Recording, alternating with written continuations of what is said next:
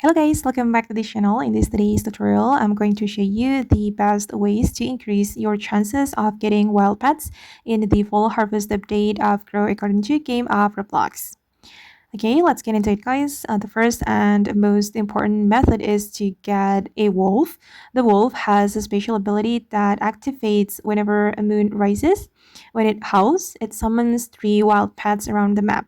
If you have a big wolf, it summons five wild pets, and a mega wolf summons eight wild pets, giving you even more chances to find rare pets. Even better, you can equip multiple wolves. Every active wolf uses its ability at night, so you'll generate many more wild pet spawns during a single night cycle. This is one of the best community strategies for hunting extremely rare pets like the shadow dragon. Another great method is using the harp. Every time you play a harp, it summons several wild animals into the full harvest world. This gives you additional opportunities to find rare pets without waiting for a natural spawn. And one important tip is to hunt in fresh or low population surfers. Community testing suggests that surfers have a limit on how many wild animals can exist at once.